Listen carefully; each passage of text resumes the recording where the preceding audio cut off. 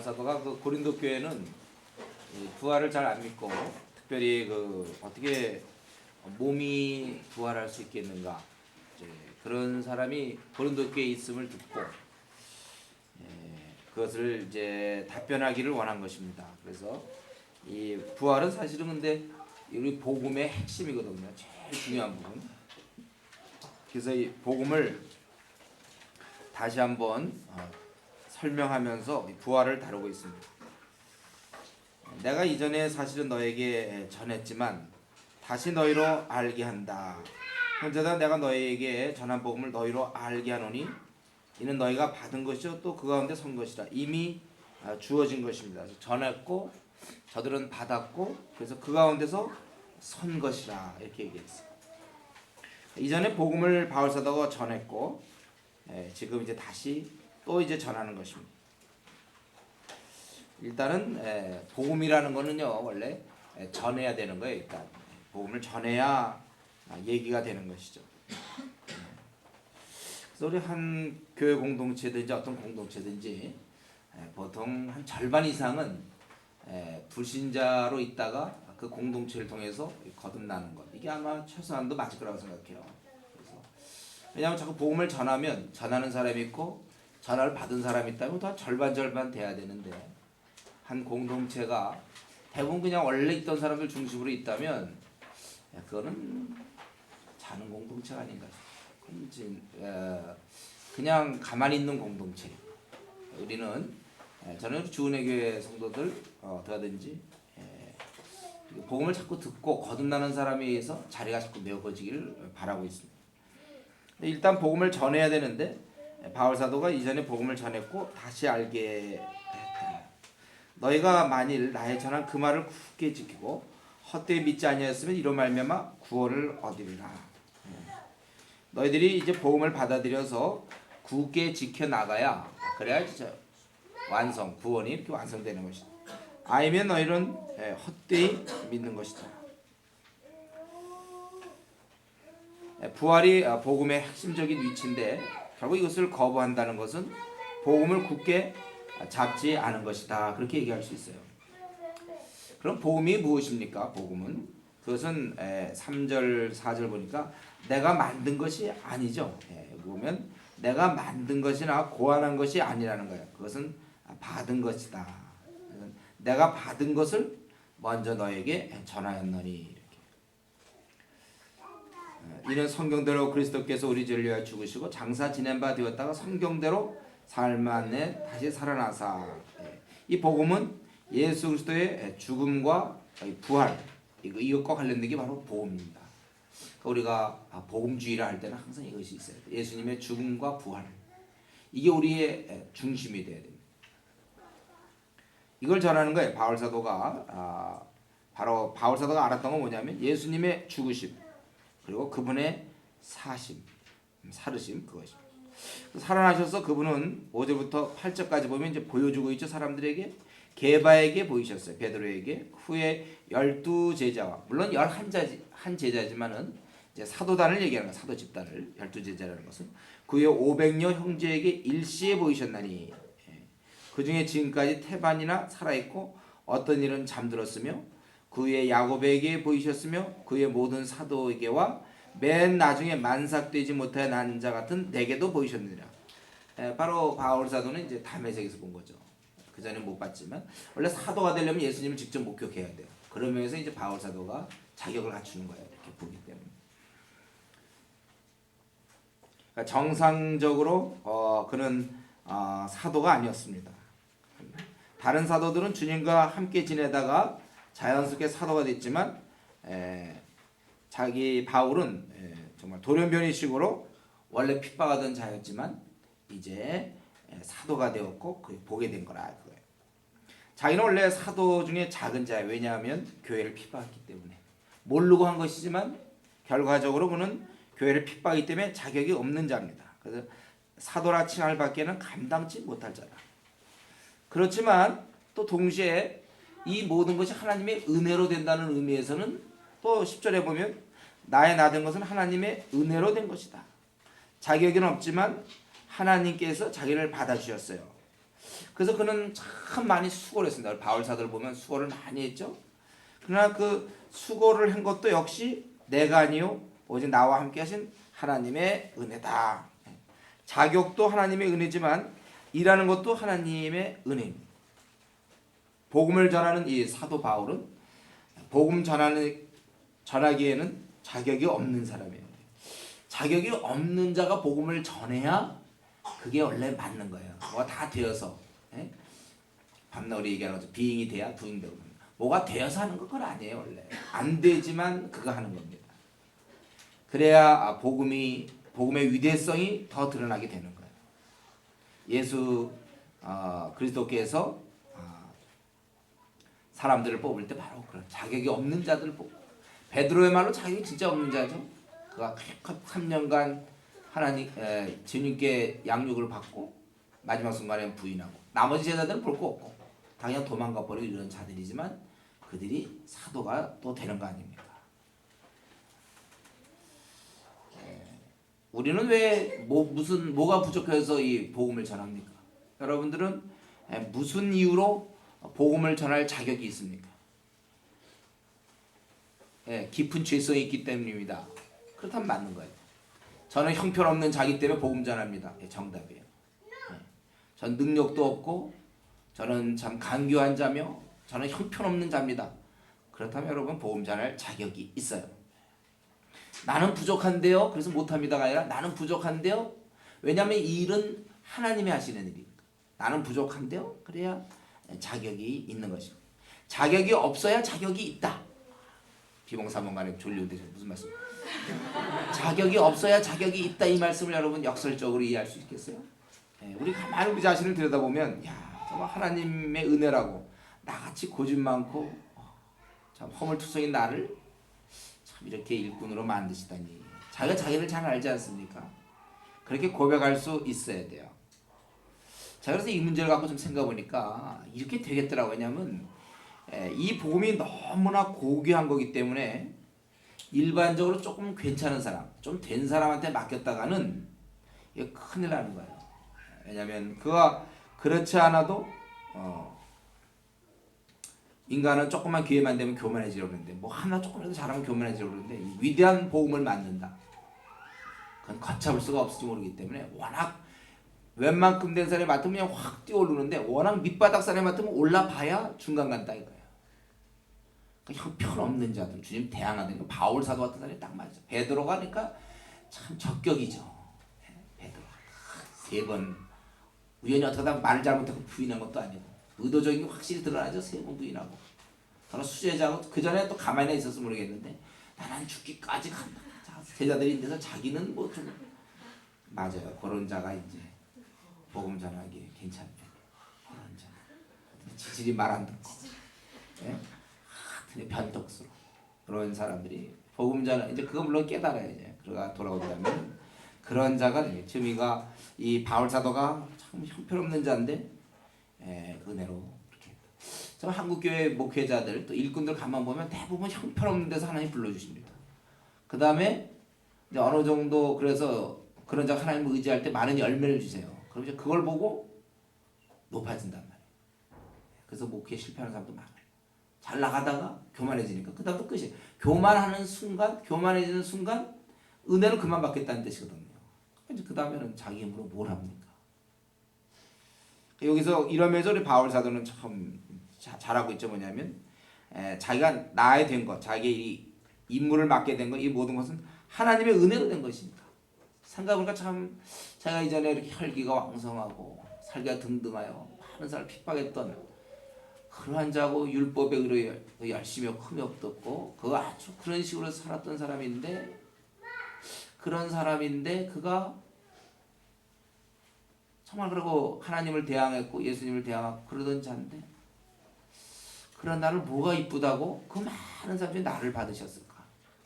참 그 하나님의 그 부르심 하필 나 같은 사람을 부르셨어요. 그 은혜를 그거 아는 거야.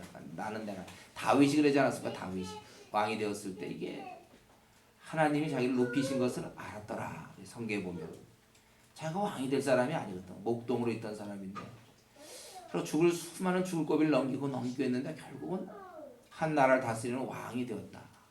하나님이 하셨구나. 이걸 이제 아는 거예요. 저 여러분이 현재 이만큼 온 거 하나님이 하신 거구나. 근데 여기에서 요 단계로 끝나면 아니고 그 다음에 그래서 내가 일을 열심히 하면 열매가 주어지는데 요때 또 인간은 또 이 죄성에 발휘해서 그럼 그건 자기가 한 걸로 생각한단 말이에요. 근데 바울 사도는 그렇지 아니하고 더 많이 수고하였으나 내가 아니고 오직 나와 함께 하신 하나님의 은혜로라. 이 두 가지 단계, 이 두 가지에서 대부분 첫 단계는 넘어가는데 대부분 부를 때 보면 쓸데없는 자, 나 같은 자를 부르셨습니까? 일꾼이 되었습니까? 하다가 몇 년 하든 이제 열매가 있고 막 이러면 제가 그래도 꽤 괜찮은 것처럼 생각하는 이 하나님의 이런 나와 함께 하신 하나님의 은혜, 이것만 우리가 고백할 수 있다면 하나님 우리를 마음 놓고 쓸 수 있어요. 근데 이제 하다가 제가 어느 정도 되면 그때부터는 자기가 한 것처럼 되니까 더 이상 사용이 안 되는 것이죠. 그리고 제가 보기에 왜 이 부족한 자들이 복음을 전하나 좀 생각해 보니까 이 복음 자체가 원래 그 은혜의 성격을 갖고 있거든요. 복음 자체가 형편없는 자에게 구원이 임한다. 이거를 하기 때문에 훌륭한 사람이 막 잘난 사람이 복음 전하면 왠지 그 복음의 내용과 좀 안 맞지 않습니까? 복음은 형편없는 자가 은혜를 얻어 하나님 나라의 백성이 되고 축복을 누린다. 그거를 형편없는 자가 변화돼서 그거 할 때 그게 딱 맞는 거야. 나 같은 사람은 이렇게 되는 거구나. 나 같은 바울 같은 나 같은 사람도 주의 종이 될 수 있다. 베드로처럼 예수님을 3번 부인하고 하나님 앞에 받아들일 수 없는 사람도 받아들여진다. 이게 원래 복음이 죄인을 받아주는 거 아닙니까? 그래서 사실 가만 보면요, 기독교 역사를 가만히 들여다보면 아주 착실하고 막 훌륭한 사람에 해서 된 것보다는 뭐 그런 경우도 있지만은 대부분 보면은 형편없던 사람들이 어느 날 주의 은혜 받아서 그만큼 그 형편없었기 때문에 은혜를 더 크게 느끼는 거예요. 그래서 이제 그 다음에 정말 일 많이 하는 모습을 우리가 많이 볼 수 있어요. 지금까지 여러분들이 어떻게 살았는지 한번 자기를 한번 돌아보십시오. 어디 내가 뭐 사회에 내세울 수 있는 사람인지, 내가 뭐 이렇게 훌륭한지. 그러나 나를 이제 자녀로 삼으시고 나에게 이 귀한 직분을 맡기시고 이제 이런 걸 우리가 진실로 깨닫는다면은 이제 일을 열심히 할 수 있습니다.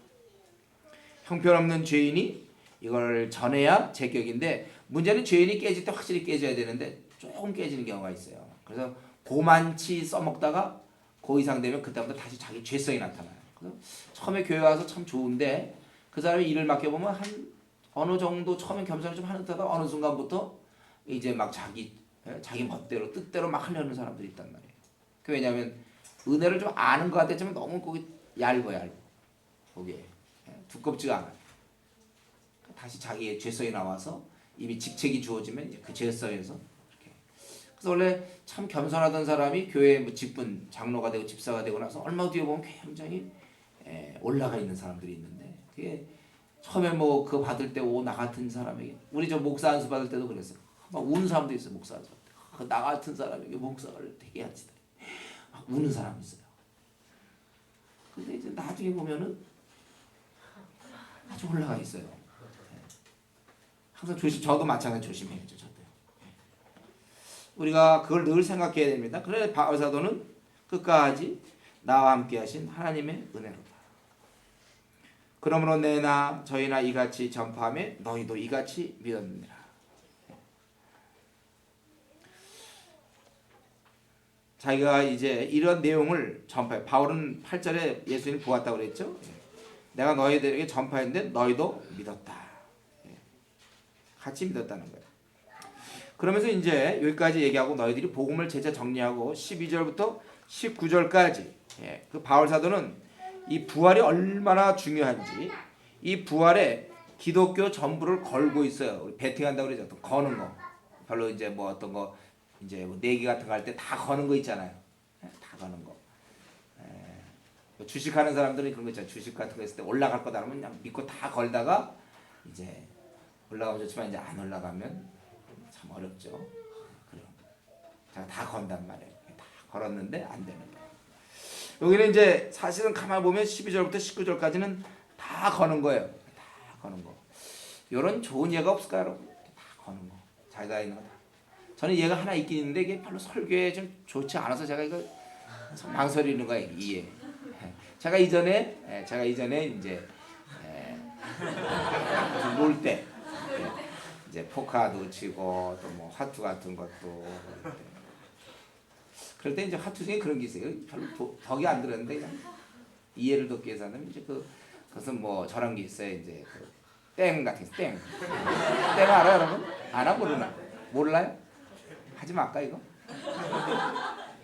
이해를 들지 말아야 되겠네. 자기가 어떤 거 이제 자기에게 좋은 뭐가 왔을 때 이제 거는 거야 줘요. 네, 이런 안 하겠습니다. 이해는 덕이 안 되기 때문에 안 되겠어요. 영 덕이 안 돼. 그래서 안 해요. 그러면 어떤 것이 확실할 때 모든 걸 건다. 그런 개념. 바울사도는 여기에 기독교 전부를 걸고 있어요. 그리스도께서 죽은 자 가운데서 다시 살아나셨다 전파되었거늘 너희 중에서 어떤 이들은 어찌하여 죽은 자 가운데서 부활이 없다 하느냐? 어떻게 너희들 부활이 없다냐? 그래서 13절에 만일 그래갖고 거기 19절까지 무려 9가지를 얘기해. 만일 죽은 자의 부활이 없으면 그리스도께서 다시 살지 못하겠어요. 그게 없다면 주님도 다시 살 수가 없다는 거야. 죽은 자의 부활이 없다면. 또 만일 주님이 살지 못했다면 우리의 전파하는 것도 헛것. 우리는 주의 부활을 전하는데 죽음에서 살아나는 게 없다면 헛것이란 말이에요. 또 믿음도 너희 믿음. 우리는 예수님의 죽으심과 살으심 거기에 믿고 있는데 그것도 헛것이 된다는 거예요. 그리고 우리는 하나님 앞에 거짓 증인으로 발견되는 거예요. 우리가 왜냐하면 하나님이 그리스도를 살리셨다 그랬거든요. 그러니까 하나님을 앞에 거짓 증인을 우리가 증인 노릇이 되는 것이죠. 또 만일 죽은 자가 다시 사는 것이 없으면 하나님이 그리스도를 다시 살리지 아니하셨으리라. 사는 게 없으면 그런 원칙과 그런 법이 없다면 안 된다는 거예요. 또 16절에 만일 죽은 자가 다시 사는 것이 없으면 그리스도도 다시 사신 것이 없을 것이다. 반복되면서 계속 얘기해. 그리스도께서 다시 사신 것이 없으면 너희의 믿음이 또 헛되고 너희가 여전히 죄 가운데 있을 것이요. 우리는 그거에 대한 용서함 받지 못하는 거예요. 주님이 이제 죄를 뒤집어쓰고 죽으시고 부활하심으로써 죄에 대한 용서 받아들여짐이잖아요. 죄인이 받아들여짐. 우리도 죄 가운데 있을 것이요. 또한 그리스도 안에서 잠자는 자도 망하시라. 먼저 주님을 믿고 순교하는 자도 있을 것 같은 죽은 자도 천국의 소망을 갖고 있고 근데 그게 다 엉터리라는 거예요. 만약 우리가 그리스도 안에서 우리의 바라는 것이 다만 이생뿐이면 모든 사람 가운데 우리가 더욱 불쌍한 자니라. 이생뿐이면 모든 사람 가운데 우리가 더욱 불쌍한 자다. 40도 아닌 것 같고 이렇게 여러분 40도 아닌데 우리가 지금 이렇게 한 달씩 수련해요. 그래서 참 뭐예요? 저는 우리 사실 불쌍한 사람 스님들 불쌍하고 스님은 정말 그분들은 정말 성실한 사람들이고 그분들은 도를 닦으려고 하지만 방향이 그게 아니거든. 그냥 참 열심히 하지만 그게 사실이 아니니 참 안타깝죠. 근데 마찬가지 우리도 만약에 이게 아니 저 같은 사람 또 얼마나 불쌍 목사 목사 돼가지고 저희 무슨 뭐 빨간 날이 있습니까? 무슨 뭐가 있으면 목사 매일 그럼 기도하고 이러는 거 그거 뭐 하는 거예요? 다 성도 없는 거잖아요. 모르겠어요. 그걸 갖다 발산하기 때문에 정서상 도움이 될까? 매일 그거 하는 거 무슨 소용이 있을까요? 또 밤낮 성경 연구해갖고 여러분 저도 이거 20몇 년 동안 성경만 정말 어떻게 보면 연구해갖고 근데 알고 보니까 이게 다 그냥 아무것도 아니야. 그럼 뭘까요? 또 여러분도 마찬가지로 뭐 리더라고 해갖고 뭐 뛰기도 하고 뭐 잠도 못 자고 섬긴다 그러고 캠퍼스에 나가서 모두하고 막 그러는데 또 우리 주를 높이고 찬양도 그러는데 알고 보니까 없어 아무것도 아니야. 그럼 얼마나 이게 헛것이냐 이거 헛것. 이생뿐이면 모든 사람 가운데 우리가 더 불쌍한 자니라. 갓대나 이 나그네 길 곤고한데 힘든데 그래서도 답답한 일 많은데 여기에다가 예수님까지 믿어서 주일날 그나마 잠도 푹 못 자고 교회 가고 또 PBS 안 온다고 또 얘기 들어야 되고 전도하러 가서 그냥 가서 비웃음 당하고 조롱 당해야 되고 또 막 헌금도 내고 돈도 없는데 또 헌금까지 내고 이거 뭐예요? 참 어떻게 보면 우리가 제일 불쌍한 자 아닙니까? 그렇게 따진다면 여기에 이것을 전체를 걸고 있다. 만약에 부활이 이거를 쓰고 있는 바울이야말로 진짜 불쌍한 사람이죠.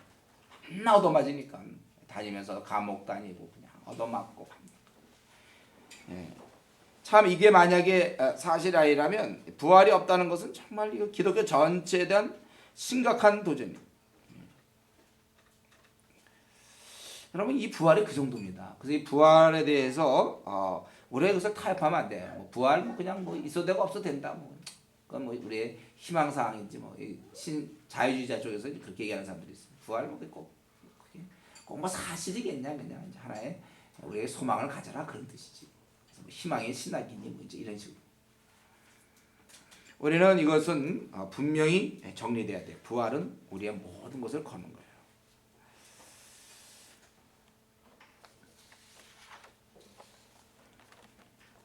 우리 참 이런 면에 있어서 우리가 부활이 이 정도로 중요한 것을 깨달아요. 그럼 우리는 참 여전히 죄 가운데 있는 것이고 우리가 소망 가운데 죽지만 알고 보니까 아무 소망도 없었던 이제 그런 거라는 거예요. 그러나 우리 여기서 이제 그러나 이렇게 얘기해요. 이제 그리스도께서 죽은 자 가운데 다시 살아 잠자는 자들의 첫 열매가 되셨도다. 바울은 지금 전에 12절부터 19절까지 논리상 걸긴 걸었지만 이건 굉장히 그 우울한 거 아닙니까? 이건 정말 이런 걸 생각하면 너무 끔찍한 거예요. 우리가 정말 아무 소망 없다가 예수님 믿어서 구원받았는데 그리고 영생의 소망을 갖게 되는데 그게 만약 사실이 아니라 괜히 생각만 해도 그건 너무 힘든 일이라는 것입니다. 더구나 이것이 활기와 생명력이 막 약동하는 바울 사도에게 있어서는 이건 도저히 정서상 제가 방금 이렇게 얘기했어요. 여러분 좀 힘든 사람이 있었을 거예요. 정서상 이건 말이 안 되거든요. 죽음을 정복한 이 능력의 이 나라 그 나라의 대사로서 온갖 박해를 뿌리치고라도 전지하는 그러한 바울 사도에게 논리상 이런 얘기를 하고는 있지만 이런 건 참 답답한 일이에요. 정서상 맞지 않는 거예요. 20절부터 그래서 28절까지 단번에 뒤집으면서 아예 그냥 사실을 얘기하는 거예요. 뭐냐면 이제 그리스도께서 죽은 자 가운데 다시 살아 잠자는 자들의 첫 열매가 되셨더라. 사망이 사람으로 말미암았으니 죽은 자의 부활도 사람으로 말미암는다. 원래 우리 죽음이라는 게 자연스러운 게 아닙니다. 누가 정한 거예요? 사람에 의해서 그렇게 된 거니까. 또 부활도 마찬가지라. 아담 안에서 모든 사람이 죽은 것 같이 그리스도 안에서 모든 사람이 삶을 얻으리라.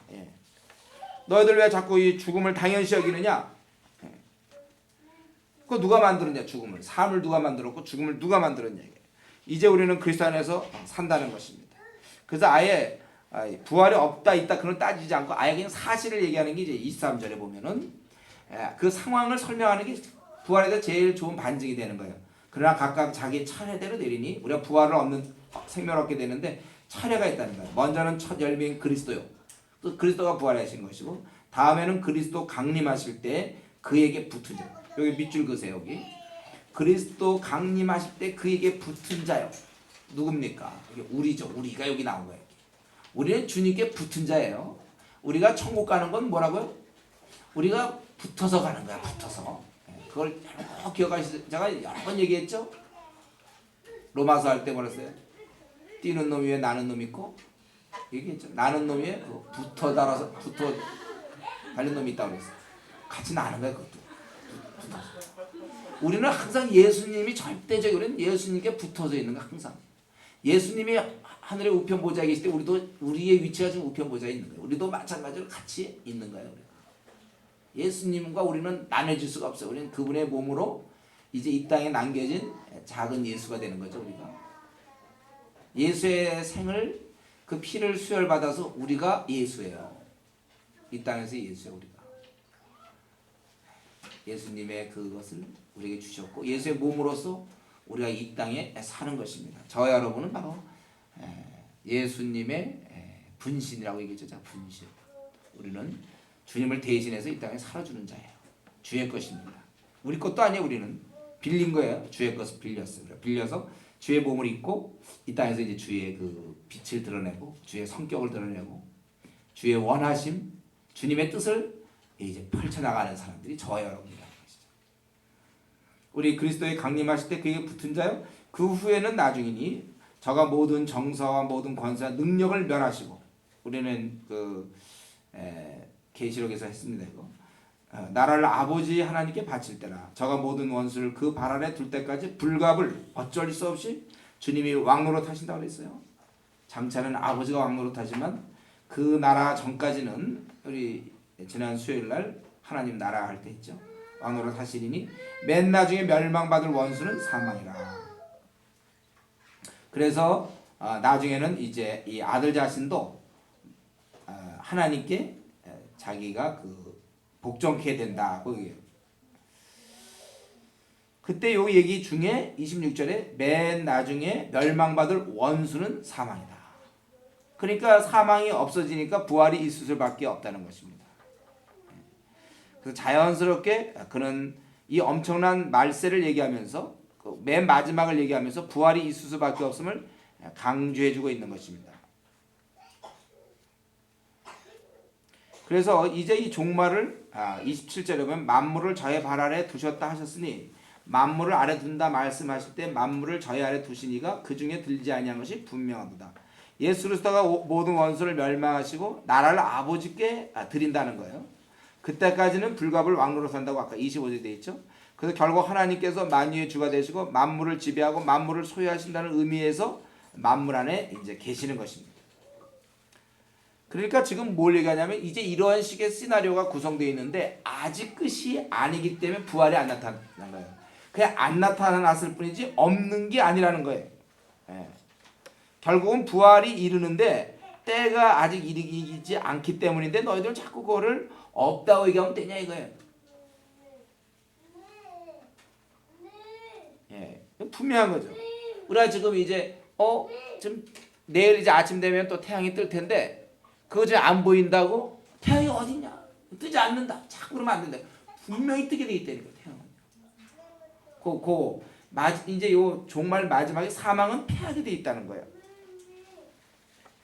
이게 바울 사도의 이제 강조죠. 부활. 우리가 부활한다.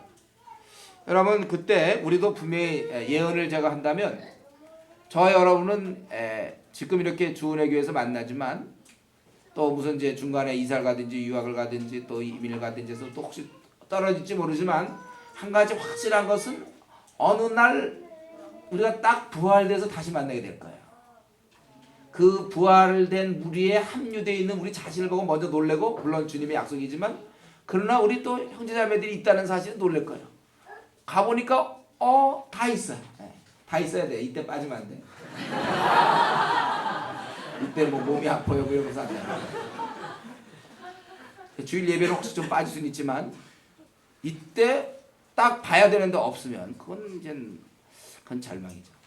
우리가 근데 놀랍게 우리는 굉장히 감격스러운 상황에서 다시 다 만나게 돼. 다시 다 만나게 돼. 지금 뭐 흩어져 봐야 소용없어. 다시 다 만나야 되니까. 우리가 그날을 언젠가는 맛보게 된다. 이 영광의 날에 혹시 내 친구를 못 볼까 봐 우리가 안타까이 생각을 해야 되는 거야. 아직 이루어지지 않았다고 없는 것처럼 생각하려는 우리의 죄성. 이것에 대해서 경계해야 되고 그래서 계속 깨어 있어야 돼요. 계속 깨어 있지 않으면 우리가 깨어 있지 않으면 이런 생각을 잘 안 하게 돼요. 그냥 안 보이니까. 보이는 건 현실만 보인단 말이에요. 이게 참 한참을 못 보는 뻔한 건데 그걸 몰라. 뻔한 거 아닙니까? 이게 안 보인다고 그저 눈에 보이는 것에 관심을 빼앗기는. 그러니까 우리 보면은 모태신앙이 어릴 때부터 교회 다니는 사람들이 고등학교 졸업하고 대학을 가든지 직장에 가서는 신앙생활 안 하고 교회 안 나타나요. 참 보면은 이제 그게 안 보이니까 이런 것들. 현실에 보이는 거에 그냥 안주해버리는 거예요. 우리가 그래서 계속 깨어있음이 필요합니다. 눈에 보이지 않는 것일수록 마음의 눈으로 봐야 되기 때문에 계속 기도하면서 봐야 돼요. 깨어있어야 되는 거예요. 좀 더 이것을 실제적으로 논증을 이제 그 34절까지 보여주고 있는데 만일 죽은 자들이 도무지 살지 못하면 죽은 자들을 위하여 세례받는 자들이 무엇을 하겠느냐. 어찌하여 저희를 위하여 세례를 받느냐. 이 죽은 자를 위한 세례라는 게 참 해석이 참 어려운 부분이에요. 참 쉽지 않습니다. 그래서 칼빈 선생 같은 경우는 이제 이것이 임종할 당시 그런 사람을 위한 어떤 세례 뭐 이런 쪽으로도 해석하기도 하고 또 어떤 경우는 이제 오히려 죽은 자들 그 문법적으로 볼 때 그 전치사가 위에서란 뜻이 되니까 그럼 죽은 자들 위에서 세례받는 거죠. 죽은 자와 함께 한다는 의미에서 어떤 하나됨 그리스도와 교제함. 그래서 무덤 위에서 세례받는 것이 무슨 의미냐. 뭐 이렇게도 해석도 하는 사람도 있고 아니면 뭐 핍박 중에 미처 세례받지 못한 자들 그런 자들이 결국은 핍박당해서 죽었을 때 피로써 세례받은 거 뭐 이런 여러 가지 좀 해석이 있는데 이게 좀 설명이 잘 안 됩니다 이것은. 근데 확실한 건 현재 고린도 교인 중에 그러한 행동이 있다는 거예요. 그래서 너희들이 그렇게 하는 건 뭐냐 이거예요. 우리가 잘 정확히 내 의미를 모르겠어요. 그러나 어쨌든 너희들이 지금 그렇게 하면 왜 받느냐? 또 어째 우리가 때마다 위험을 무릅쓰리요. 실제적으로 우리가 왜 사실은 이 어떤 이론보다 더 힘 있는 게 행동이에요. 나는 부활을 믿는다 막 그러고 죽음 두려워하고 막 이러는 게 아니고 정말 그 믿는 다음에 행동이 나와야 된다는 거예요. 여러분 성경이 진짜 중요하다면요. 여러분 정말 주님과의 교제가 진짜 중요하다면 아침 콰이트타임 시간을 놓치면 안 된다니까.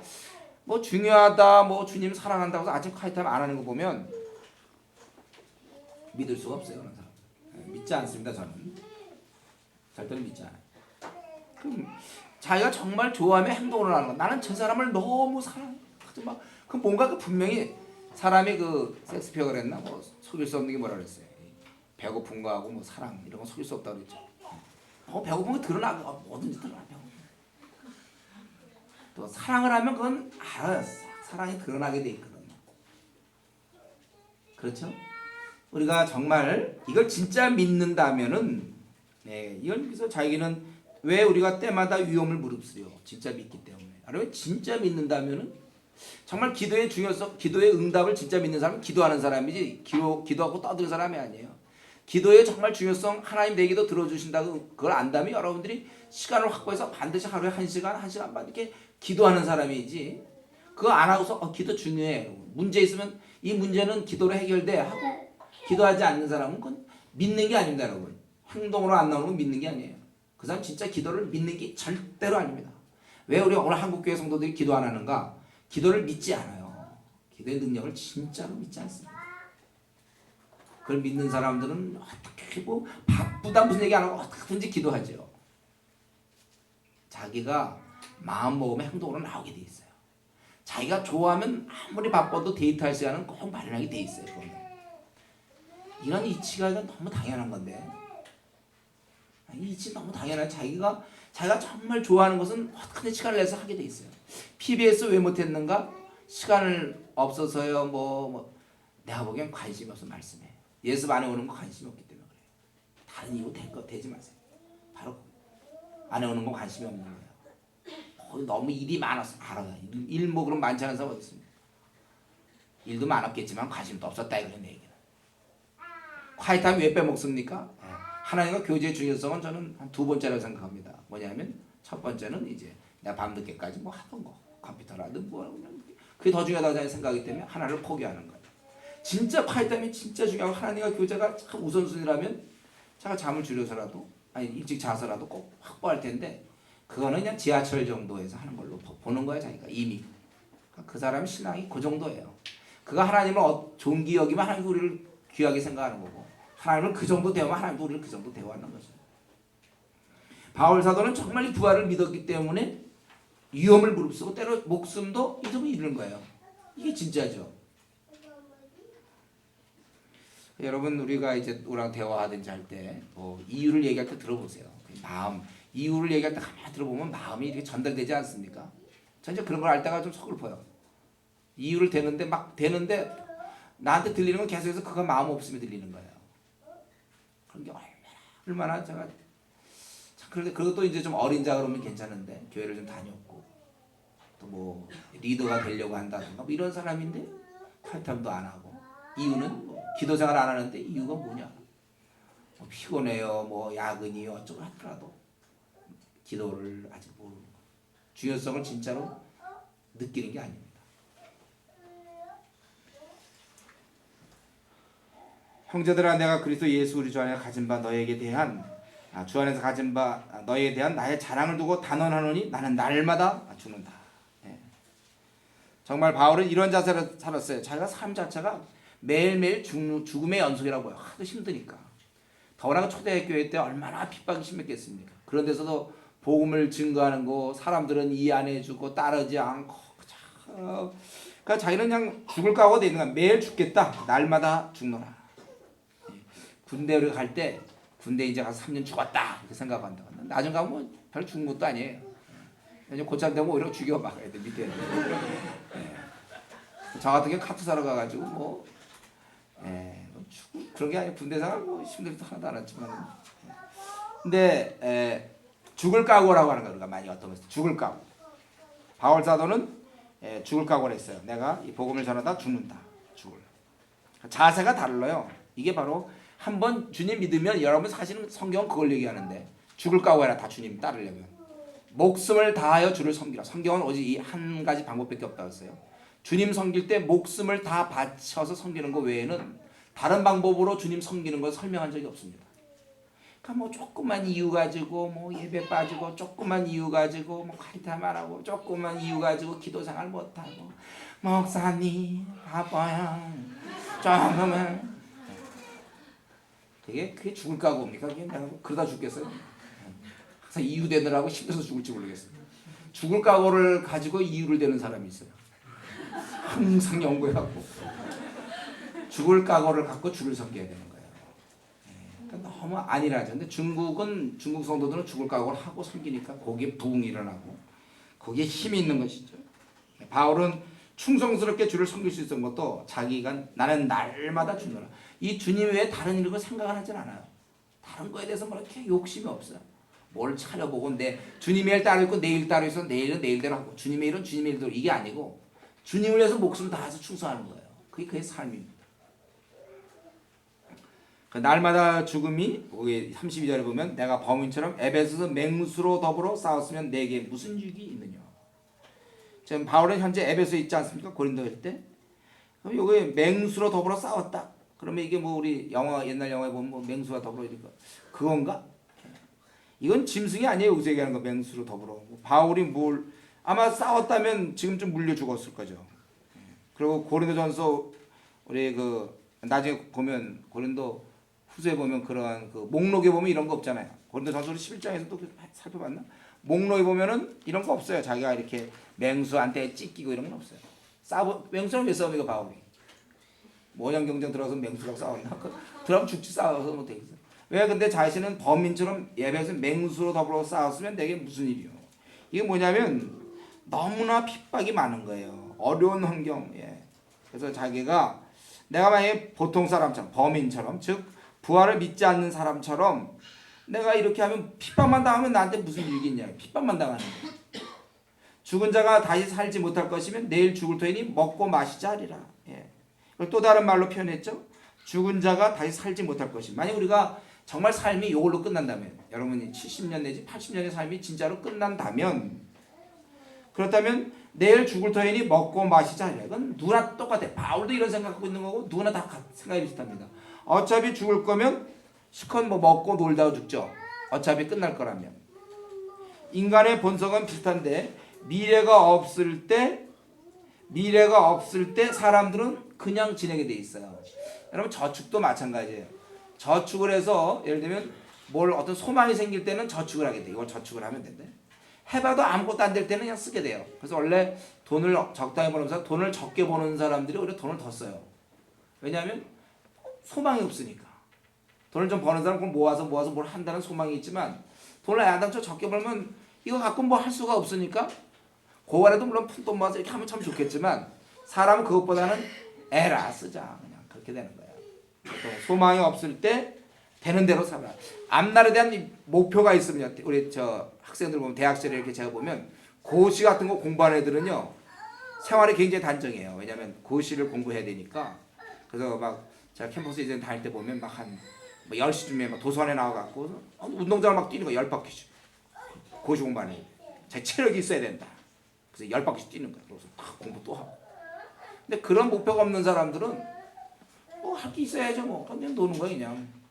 목표가 없으니까 시간도 뭐 이렇게 아껴 쓸 생각 없어. 고시 같은 거 하는 애들은 막 시간 아껴 쓰고 절제하고 운동하고 술 같은 거 안 먹고 막 자기가 이걸 해야 되니까 딱 집중해서 하는데 이제 그런 뭐 특별한 목표가 우리가 이제 하나님 나라 확장을 위해서 목표가 있죠. 한 대학에 들어가면 대학을 바꾸겠다 이런 목표가 있으니까 아주 시간상이 다르죠. 1학년 때부터 정신 똑바로 차리고 도서관 생활하면서 그냥 다 이런 목표가 있단 말이에요. 근데 이런 게 없으면 대학 1학년 때 들어가서 그냥 멍하게 보내는 거예요. 이 목표가 있어야 돼 사람은. 그러니까 여기 보면 내일 죽을 텐데 뭐 우리 기껏 이렇게 살았다가 내일 죽는데 뭘 열심히 하고 싶은 마음이 있습니까 여러분? 주님 뭐 만나는 것도 아니고 그냥 살다 죽는다. 무슨 목표가 있어요? 그러면 우리가 할 수 있는 데는 그냥 먹고 마시는 거예요. 저도 옛날처럼 그냥 술이나 마시고 제가 옛날에 왜 술 먹겠습니까? 왜 포카를 쳤겠습니까? 목표가 없으니까 그냥 또 허무하니까 사는 게. 그러나 이제 신앙을 다 갖고 나니까 목표가 생기는 거예요. 그래서 여러분 이 비전이라는 게 그렇게 중요한 거예요. 그래서 왜 그 사람이 잘 노는가? 그게 원래 선천적으로 잘 노는 그런 기준도 물론 있어요. 사람마다. 이게 목표가 없으니까 아무 생각 없이 놀아주는 거죠. 아무 생각 없이 그냥 쭉쭉 놀아줘요. 쭉쭉 놀아줘요. 아주 뭐 잘 놀았어요. 왜냐면 목표가 없는데 쫙 본인은 아무 생각이 없어요. 왜냐면 쭉쭉 그냥 지내는 거니까. 그래서 성경에서 자꾸 우리한테 그 영화 구원 얘기하는 거 아닙니까? 너희가 예수님과 같이 될 것이다. 우리가 신의 성품에 참여해서 정말 이 땅에서 아주 빛나는 인물, 아주 그냥 꽉 찬 아주 빛이 있어요 사람에게. 우리 생은 초라하지만 그 삶이 아주 빛난단 말이에요. 그러니까 우리가 세상 사람들 매일 술 먹는 사람들 그 이해해 주셔야 돼요. 정말 이거는 이해해 줘야지. 그럼 어떡합니까 그 사람? 그럼 그 사람은 무슨 목표 때문에 술을 안 먹습니까? 몇 년 더 사는 게 무슨 의미가 있어요? 술 끊으려면 술 끊고 재미없이 사는 것보다 차라리 그냥 좀 더 사는 것보다 그냥 술 먹으면서 좀 일찍 죽겠다 이런다고. 어차피 죽는 거 마찬가지니까. 다음에 목표가 없을 때 잘 나가던 사람도 난데 잘 안 길이 막힌다든가. 여러분 그 서울역이나 이런 데 가서 보면 그 노숙자들 있잖아요. 아무런 목표가 없는 사람들이에요. 그러니까 자기가 이걸 노숙자 생활 3년 한 다음에 이제 3년 뒤에는 뭘 하겠다고 계획이 있어서 노숙자 생활을 하는 줄 알아요? 다음 게 없어요. 그냥 이렇게 살다가 그 사람은 매일 술 먹잖아요. 기회만 되면 돈 없어 못 먹지 술. 그냥 귀찮은 거야 그냥 술 먹고. 그냥 자는 거 몸을 막 방치하고 검진 같은 거 안 받아요 이 사람들. 검진 그래도 노숙자 생활 좀 하려면 그래도 건강을 유지해야 되니까 꾸준히 검진 막 그런 게 없어요. 그냥 아픈 대로 그냥 뭐냐면 필요 없다 이거. 그게 사는 거야.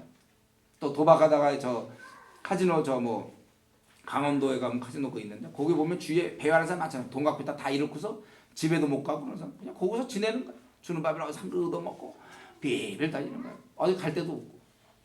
목표가 그 사람들 그것도 똑같아. 내가 이거 순례를 여기서 3년간 하다음에 그 다음에 장소를 옮겨서 뭐 서울역 가서 노숙자 생활 또 3년 하고 그 다음에 뭘 해. 이런 게 국회의원에 진출한다 이런 거 없어요. 사람이 그 목표가 없을 때 그렇게 돼요. 폐인되는 거 쉽습니다 여러분. 자기가 원하던 거 몇 번 안 되면 폐인될 수 있어요. 해보고 고시 한 몇 번, 한 10번이고 해서 나이는 들고 막 그러면 슬슬 폐인될 수도 있고. 사람이 그렇게 되는 거예요. 목표를 잃어버리면. 한때 똘똘하고 했던 사람도 그 다음에 목표를 잃어버리면 폐인이 돼요. 여러분 이런 사람들이 우리 주위에 무지 많아요. 아무 소망 없이 사는 사람. 내일 죽을 터이니 그냥 먹고 마시자. 자기도 자기 생활이 싫으면서도 뭐 다른 방법이 없다니까요. 그게 싫지만 다른 걸로 옮겨갈 방법이 없어요. 그냥 그리고 그 사이에 구축된 게 그런 친구들이고 그런 그런 환경에서 구축되어 있기 때문에 사회 나가보면 그냥 술 먹는 사람들 늘 친구가 그 친구고 그 생활이에요. 보람이 없이 그냥 사는 거예요. 그러니까 집에서도 또 부부간에 살때 별로 안 좋아요. 그 사람도 또 오선도선 뭘 해보겠습니까? 그래 한번 그렇게 되면 그냥 막 나가는 거예요.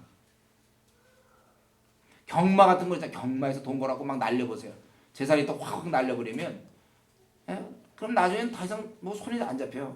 우리 같은 사람이 예를 들면 뭐 한 달에 우리 학생들도 그렇고 막 이런데 뭐 얼마 받으면 그것도 꽤 귀한 줄 알고 저금도 하고 막 이러지 않습니까? 돈이 많아.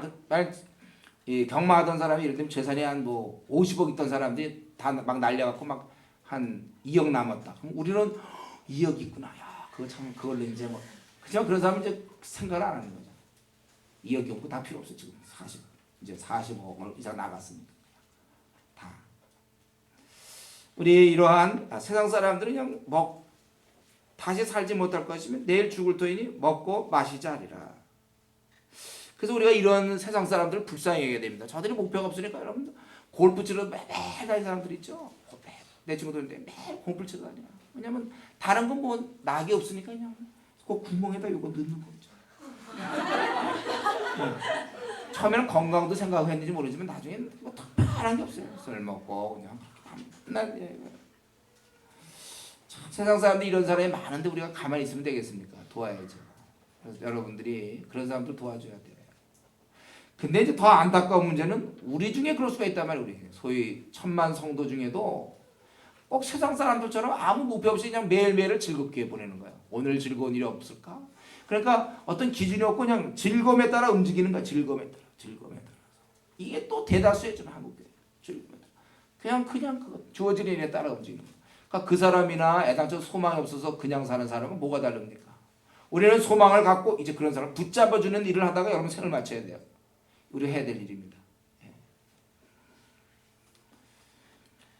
부활이 없다는 것은 속이는 거라고 했어요. 속지 말라 이렇게 해서 악한 동무들은 선한 행실을 더럽히나니. 여러분 이게 부활이 없다고 그러지 않습니까? 이러한 교리적인 탈선 사실이 아닌데 교리적으로 탈선함으로 선한 행실을 더럽히게 돼 있어요. 행동까지도. 우리 어떤 사람은 이제 신앙과 신학은 별개다 이런 사람들이 있는데 그거 틀린 말이에요. 신학은 반드시 신앙에 영향을 줍니다. 우리가 무엇을 알고 있느냐에 따라 그에 따라 행동하게 돼 있어요.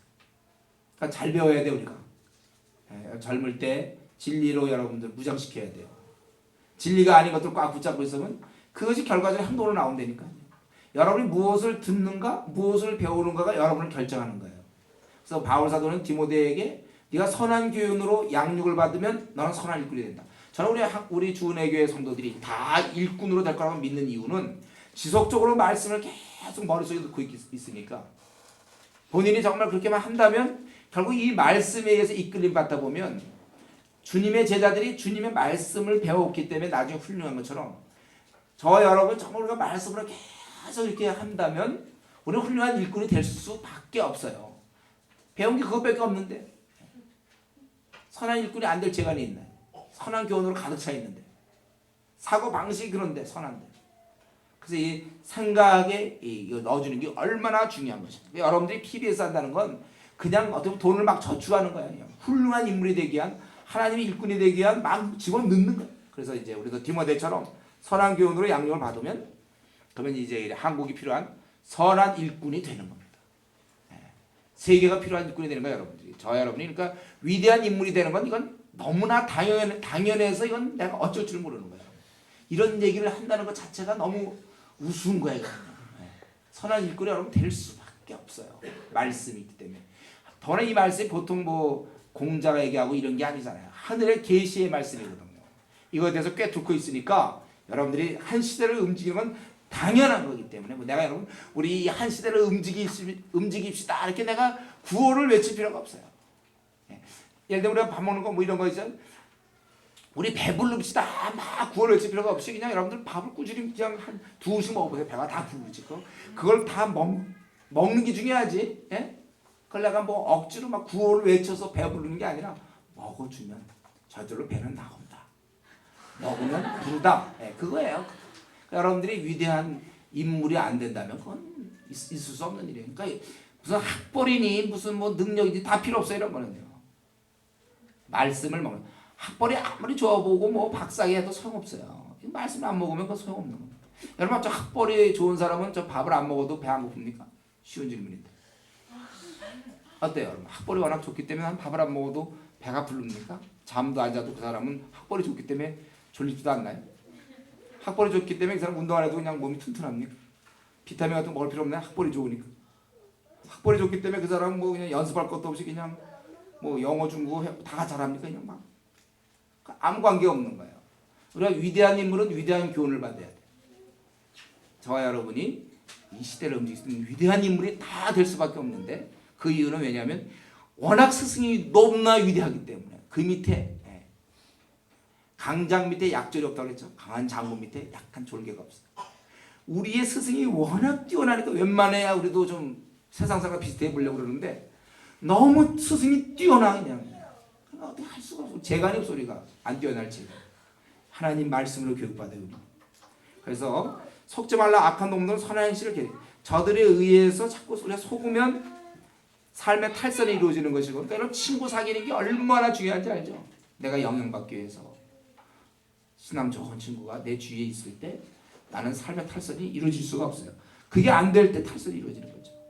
그러니까 한국교회 문제는 뭐냐면 신앙 좋은 사람들이 교회마다 퍼센테이지가 높지 않아요. 그러니까 대부분 그런 사람끼리 어울리면서 대부분 한국교회 지금 잘 되고 있는 게 청년들 동기회가 잘 되는 거라고 하죠. 동기회, 또래 모임. 그거는 그냥 신앙 없이도 그냥 같이 놀면 되니까. 그러므로 우리는 속으면 안 돼. 성한 행실 다르게 깨어 의를 행하고 죄를 짓지 말라. 예. 하나님을 알지 못하는 자가 있기로 내가 너희를 부끄럽게 하려고 하기 위하여 말하노라. 내가 얘기하는 것은 바울 사도는 실제 그 고린도 교인들 중에 부활을 거부하고 이런 자가 있음을 알고 그러한 자를 따라가는 자를 부끄럽게 하기 위해서 자기는 이것을 썼다고 해요. 참 진리와 의를 위해서 잘못된 것에 대해서는 비록 안면이 있어도 말이에요. 안면을 바꿔야 될 그런 상황이라 할지라도 부끄럽게 해야 되는 거야, 그 사람을. 왜냐하면 그 사람을 위해서 하는 거거든요. 자꾸 이제 우리가 어떤 잘못했을 때 잘못을 지적 안 하려고 그래. 왜냐하면 그 사람이 기분 나빠할까 봐. 아는 처지에. 그러나 그 사람이 부끄럽게 할 정도로 분명히 얘기할 수 있어야 됩니다. 자기는 그렇게 하는 거야 지금. 그러니까 이러한 지도자를 둔 고린도 교회가 복된 거죠. 지도자라고 해서 다 이런 거 합니까? 이때는 참 이들을 참 고린도 교회들 생각하면 참 복된 거예요. 그렇게 부끄럽게 해줄 수 있는 지도자가 있다는 거 얼마나 좋습니까? 제가 한번 요 얘기는 한번 한 것 같은데 저도 이런 교정을 받고 싶어요. 바울 같은 사람 만나서 교정을 받고 싶지만 근데 우리에겐 지금 바울은 없고 그래서 제가 생각이 그러나 그가 남긴 또 글 바로 우리에게 성경이 있잖아요. 성경 주님의 제자들처럼 나도 주님께 가르침 받고 싶은데 성경이 있잖아요. 여러분들이 지금 PBS 하는 거는 바울의 제자가 되는 거예요. 여러분들이. 주님의 제자가 되는 겁니다. 에베소를 공부하고 바울의 10단계 서신을 공부하면 여러분 바울에게 배우는 거예요. 또 예수님께 배우는 거예요. 그러니까 훌륭한 제자가 될 수밖에 없죠. 이제 여기까지가 일부라고 볼 수 있어요. 일부 변증에 대한 일부고 이제 더 구체적으로 변증 2가 시작되는 게 35절부터 49절까지 변증 2가 시작됩니다. 그들의 질문은 죽은 자가 어떻게 사냐 두 가지 질문을 여기서 하고 있어요. 제가 부활절 몇 년 전에 부활절 때 한번 말씀드렸어요. 누가 묻기를 죽은 자들이 어떻게 다시 살며 어떠한 몸으로 오느냐 하리니 두 가지 질문이 있단 말이에요. 하나는 죽은 자들이 어떻게 다시 사느냐. 두 번째 질문은 어떠한 몸으로 오느냐 하리니. 그래서 얘기하기를 어리석은 자요. 첫 번째 질문의 답은 그거예요. 죽은 자들이 어떻게 다시 삽니까? 그거에 대해서 36절 어리석은 자여 너희 뿌리는 씨가 죽지 않으면 살아나지 못하겠고. 여기 첫 번째 답이 뭐냐면 씨가 죽으면 너희 그 사는 게 아니냐 이거예요.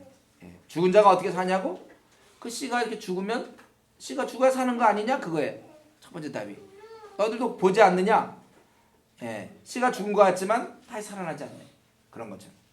그리고 이제 두 번째 답변이 좀 길어요. 37절부터 쭉 이제 나오죠. 37절은 이제 너희 뿌리는 것이 장래 형체를 뿌리는 것이 아니요 다만 밀이나 다른 것을 알게 뿌리는 거예요. 여러분 우리가 어떤 걸 심을 때 수박 같은 거 할 때 씨를 심겠죠? 수박을 심습니까? 여러분 수박 같은 거 막 땅에다 한참 파서 이 씨는 크냐 그래서 막 수박 같은 거 심어요. 수박에 씨를 심잖아요. 그것은 절대로 뭐예요? 장래 형체를 뿌리는 것이 아니까 수박 덩어리를 뿌리는 것이 아니라 다만 밀이나 다른 것을 알갱이 뿌린다. 그렇게 심지 않느냐.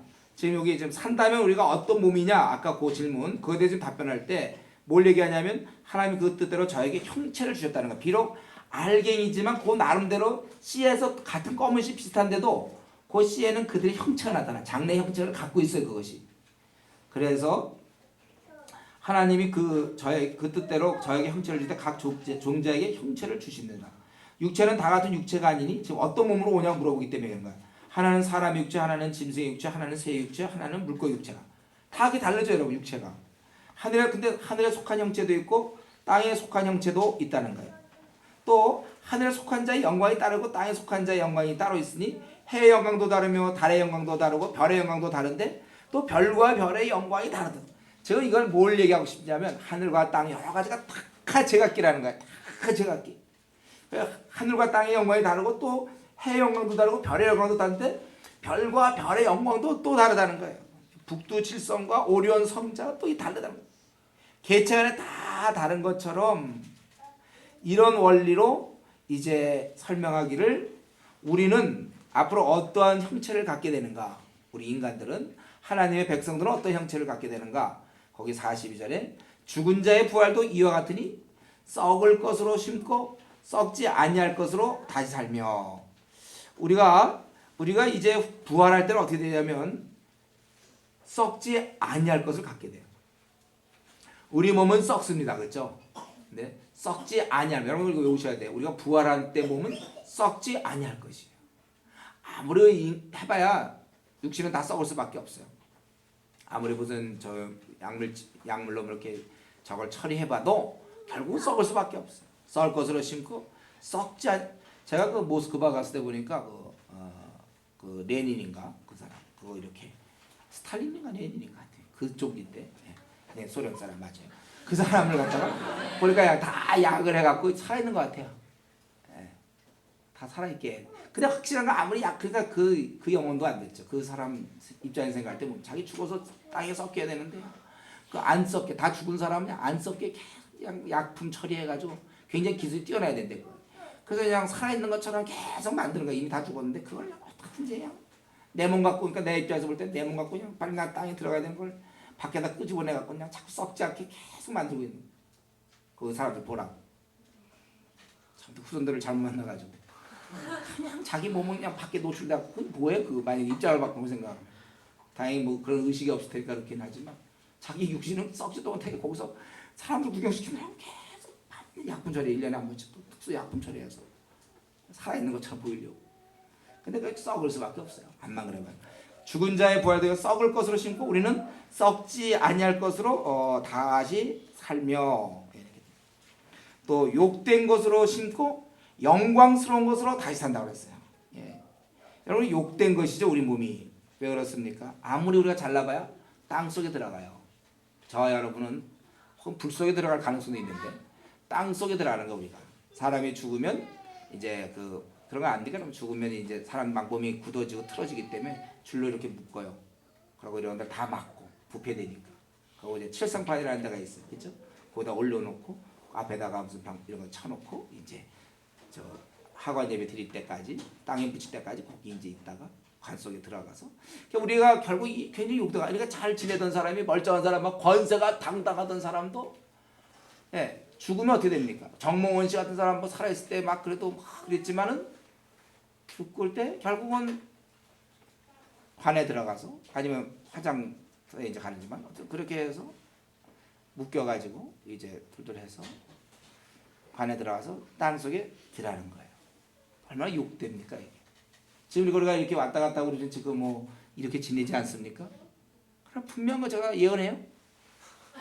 다 언젠가 땅 속에 다 한 번씩 들어가야 돼요. 네.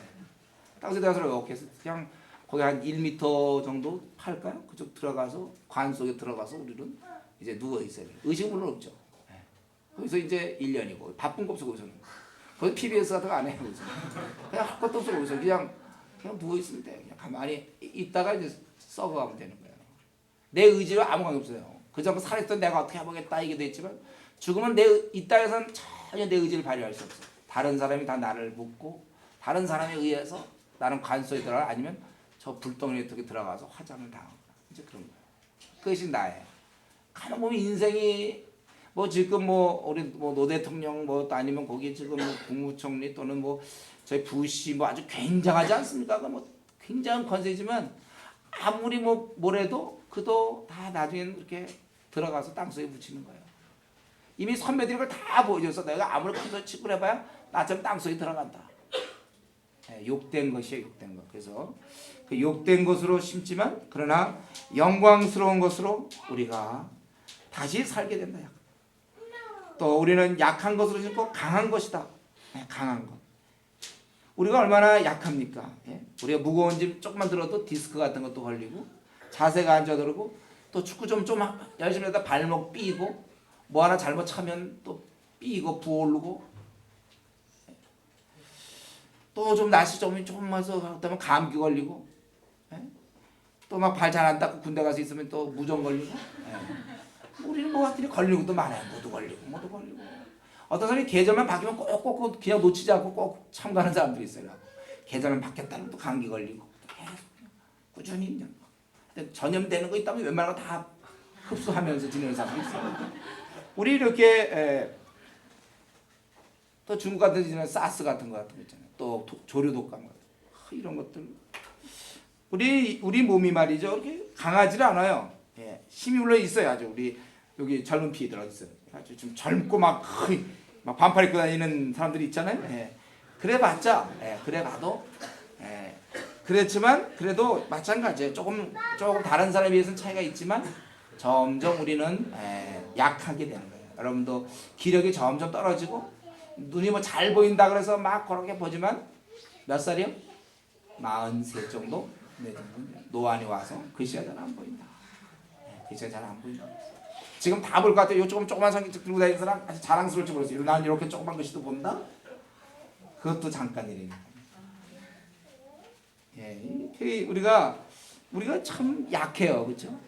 웬만한 거 뜨거운 것도 너무 뜨거운 것도 못 견디고 또 너무 찬 것도 못 견디고 일정한 온도가 돼야 돼.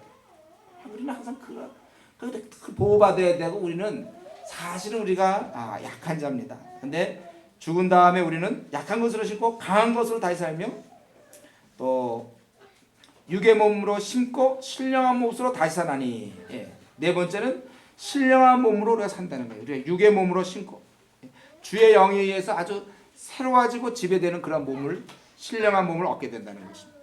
여러분 우리가 육신에 보면은 육의 몸을 갖고 있어서 우리는 시험에 지기도 하고 또 욕심대로 살기도 하고 또 언제나 항상 보면 어느 순간 보면 이기적이고 또 우리는 딴 사람을 속일 때도 있고 변명할 때도 있고 또 둘러댈 때가 있어요. 우리는요. 또 사랑이 부족해서 누가 좀 하면은 또 금방 삐치고 또 말 안 하고 상처받았습니다. 또 우리는 또 그러기도 하고 그리고 그 사람을 용서하기 싫어하고 대화 잘 안 하려고 하고 또 우리는 신실하지 못하고 또 변덕스럽고 또 세상을 좋아하고 게으르고 이제 이러한 우리의 그런 육의 몸 신실하지 못하고 격려받지 못하면 또 막 이렇게 쪼그러들고 막 이러지 않습니까? 또 해주면 또 막 교만해지고 막 하여튼 우리는 이 육의 몸 항상 자기만을 생각하고 결혼하면 또 가족만 생각하고 항상 늘 자기. 근데 그러한 몸으로 심고 신령한 몸 주님에 의해서 새로워지는 그러한 몸으로 다시 사는 것이다.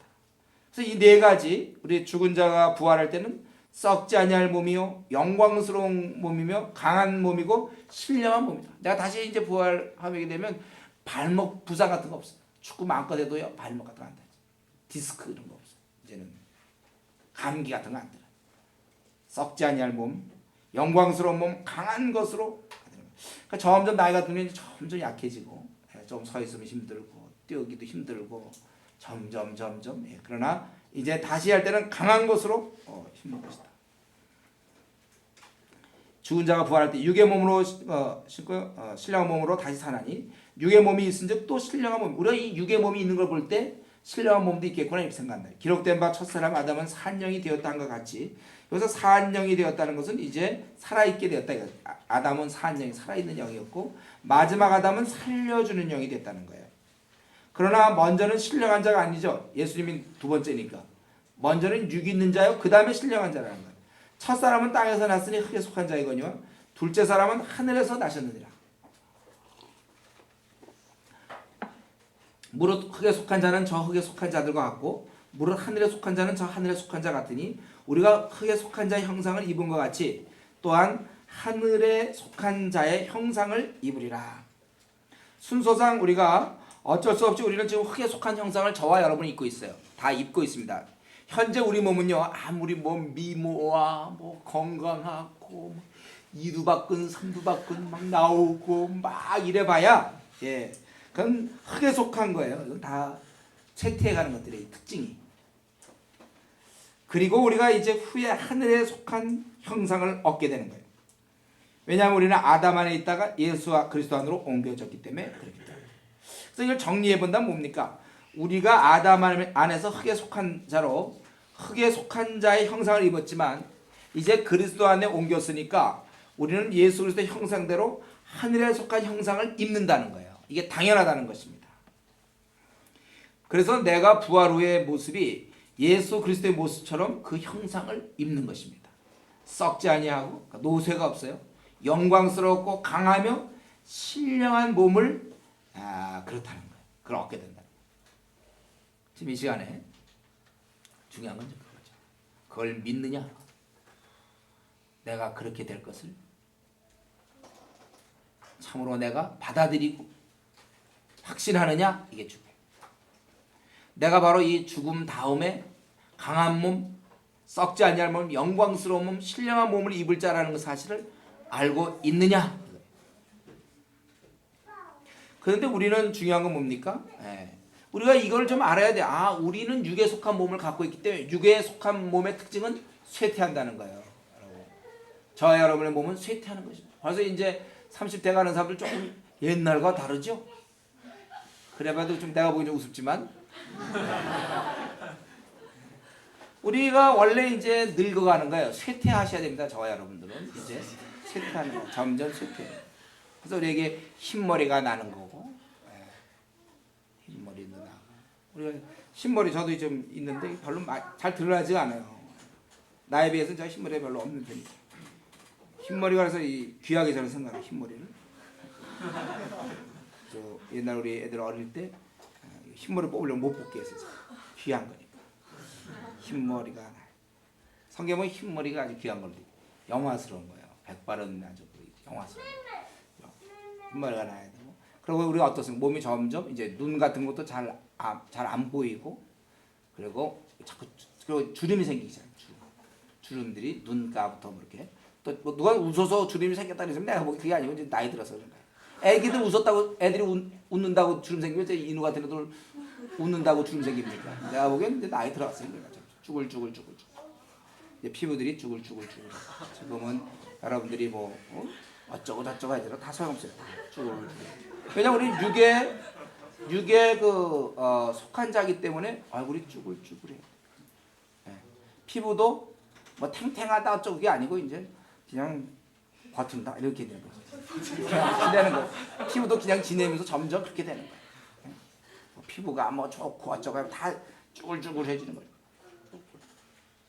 계속해서 우리는 피부가 쭈글쭈글해져야 되고 흰머리가 나고 눈이 잘 안 보이고 그리고 기력도 좀 떨어져야 되고 힘들고 어디 가면 걷기 힘들고 이제 점점 우리는 쭈글쭈글.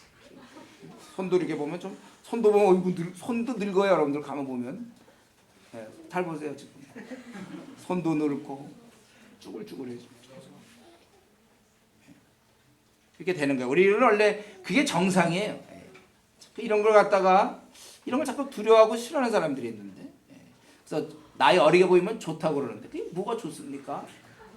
원래 우리가 육에 속한 자들은 그렇게 될 수밖에 없는데 그 오는 세월을 뭐로 막대로 막고 뭐 해봐야 소용없다 그랬죠. 우리가 이렇게 이제 쭈글쭈글해지는 거예요. 쭈글쭈글해져서 요게 점점 더 쭈글해져야 되는 거예요. 더 쭈글해서 더 쭈글로 바뀌어야 되는 거예요. 더 쭈글로 해갖고 그러고서 이제 우리는 끝나는 거예요. 그래야 그 다음에 완전히 새로운 몸, 새 몸을 입는 거예요. 뭐 사춘기 때 뭐 중고등 시절에 그런 피부가 아니고 그냥 더 다른 걸 우리가 이제 얻게 되는 거예요. 그러니까 우리가 이것은 빨리빨리 쭈글쭈글해져야 돼요. 왜냐하면 그걸 얻기 위해서 어쩔 수 없이 지나는 과정인데, 이건 이 과정을 거쳐야 되는 거예요. 쭈글쭈글. 그때 여러분 뭐 젊음 같은 거를 사실 우리 젊은 사람들이 많아서 그러는데 좀 나이 든 사실 어디 가서 이렇게 좀 나이 많은 이런 모임 가서 이런 얘기를 해야 되는데 대부분 좀 그런데 뭐 우리가 사람이 바로 젊은 사람들이 내가 좀 그렇지만은 나이 든 사람들 젊음을 부러워하는 사람이 있다고요. 젊음을 부러워하는.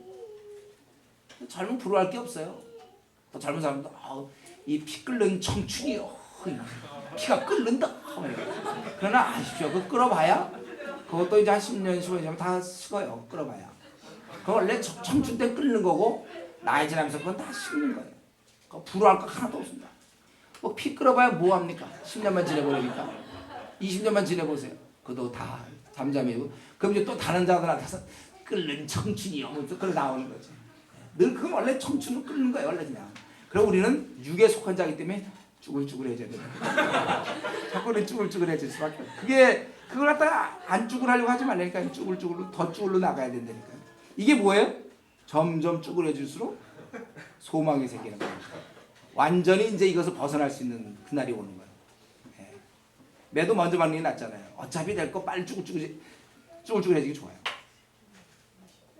오히려 우리가 사실 성경적 원리를 따진다면 이게 정말 이런 몸이 우리에게 있다면 썩지 않냐고 영광스럽고 강한 것이고 신령한 것이 확실하다면 오히려 우리는 원칙적으로 늙어감을 기뻐해야 돼요. 늙어감을.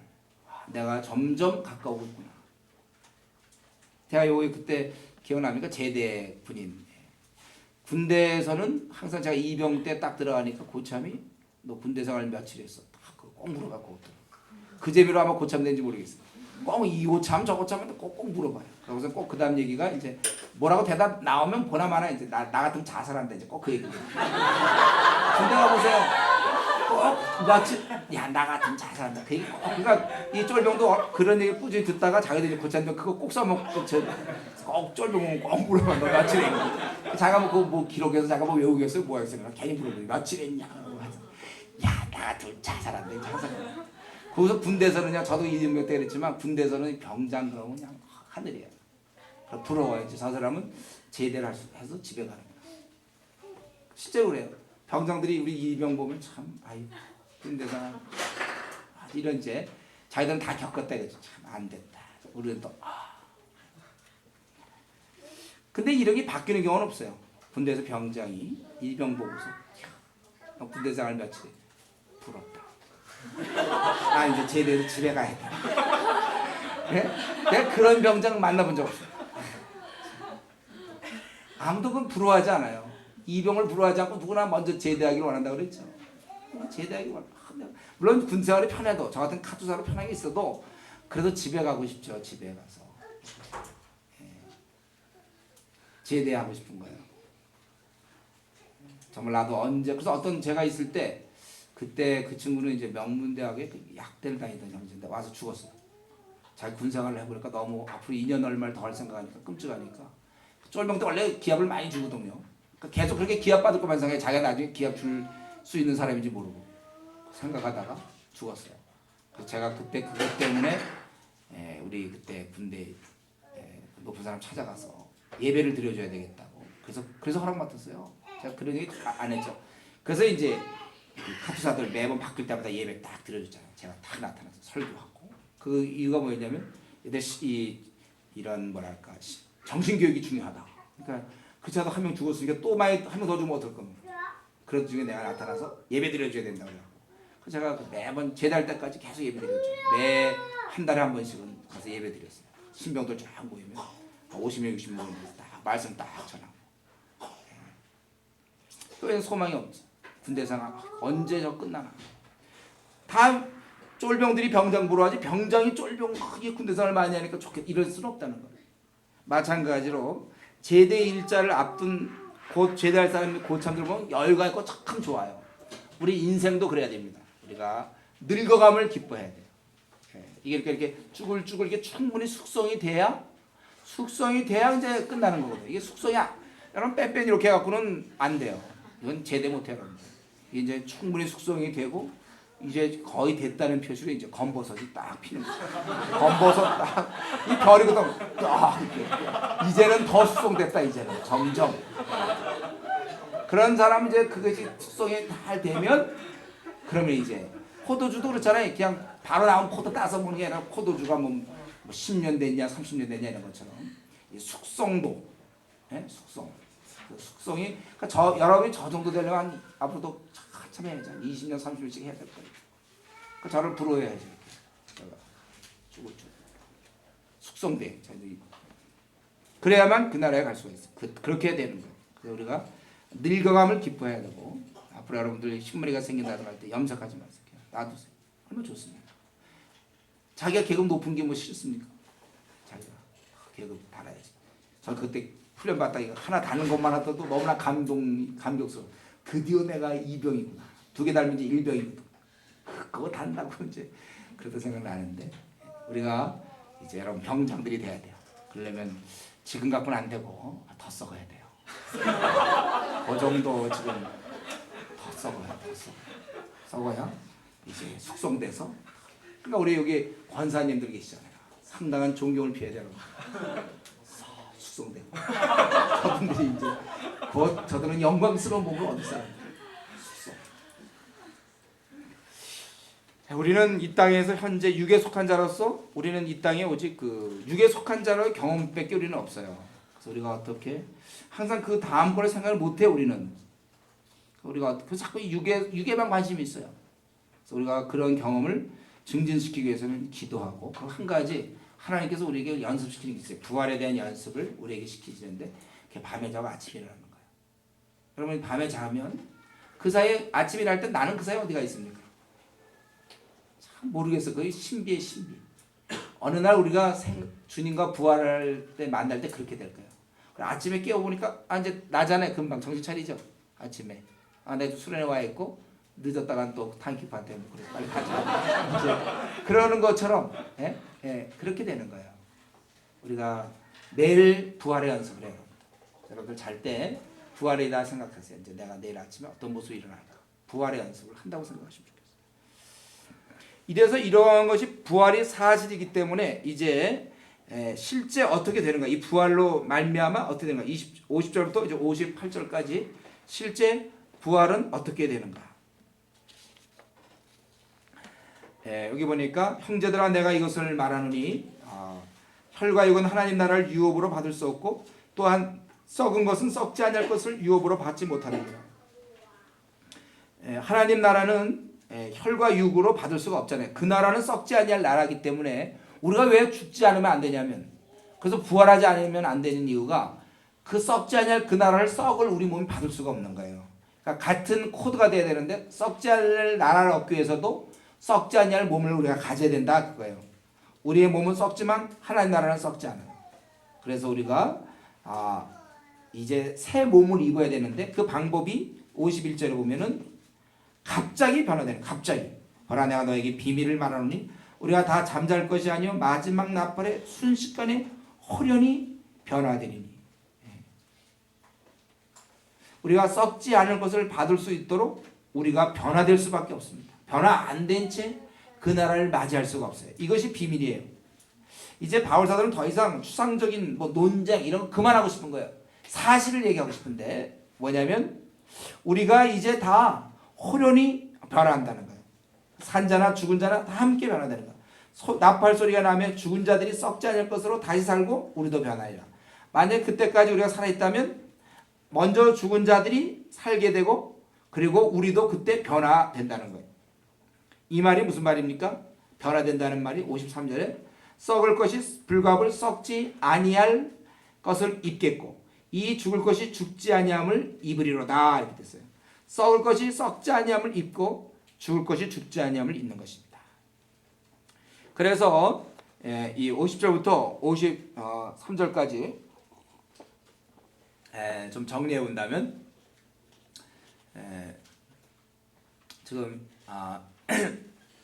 지금까지 이렇게 얘기한 것들 여러분들이 좀 생각을 해보면서 만약에 쭉 우리가 이제 이렇게 변화돼서 정리되고 이런 것들 그걸 갖다가 내가 이제 앞으로 어떻게 되는가 그 53절이죠. 53절 50절에서부터 그 53절까지 그 내용을 한번 정리해 본다면 그러니까 우리가 그 썩을 몸이 썩지 아니한다는 거예요.